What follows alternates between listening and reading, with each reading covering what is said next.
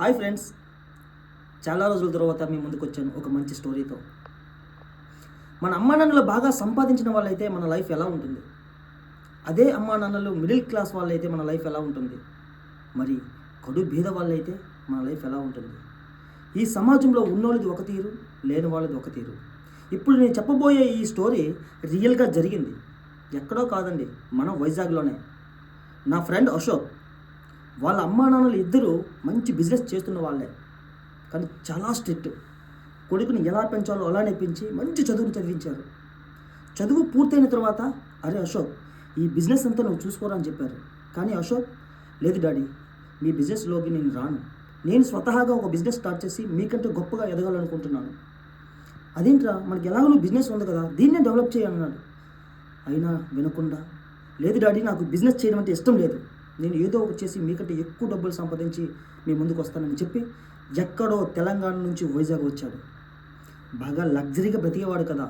నా ఈ చిన్న కొంపలో ఉండలేక సిటీలో ఉంటున్నాడు. నేను మాత్రం హైదరాబాద్ వెళ్ళినప్పుడు మొట్టమొదట పరిచయమైన ఫ్రెండ్ నా అశోక్. నేను హైదరాబాద్లో ఉండినన్ని రోజులు వాళ్ళ ఇంట్లోనే ఉన్నాను.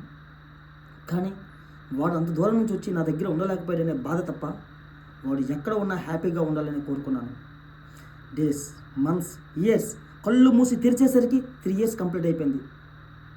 సడన్గా ఒకరోజు టీవీలో న్యూస్, ఒక పారిశ్రామిక వ్యక్తి కుమారుడైన అశోక్ తన ఉంటున్న హాస్టల్ గదిలోనే మృతి చెందాడన్న వార్త ఒక్కసారి నా చేతులు కాళ్ళు పనిచేయలే. చనిపోయింది వాడేనా? వాడు కాకూడదనే వాడే ఉండే హాస్టల్ గదికి వెళ్ళి చూసా.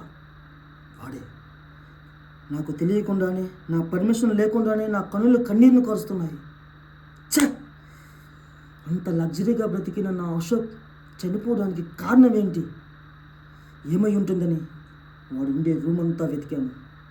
వాడు రాసుకున్న ఒక డైరీ దొరికింది. ఆ డైరీలో ఉన్న రహస్యం ఏంటి మీకు కూడా తెలుసుకోవాలని ఉంది కదా. అయితే నెక్స్ట్ ఎపిసోడ్ వరకు వెయిట్ చేయండి. ఇంతవరకు ఈ స్టోరీ ఎలా ఉందో మీ కామెంట్ రూపంలో నాకు తెలియచేయండి. Thank you.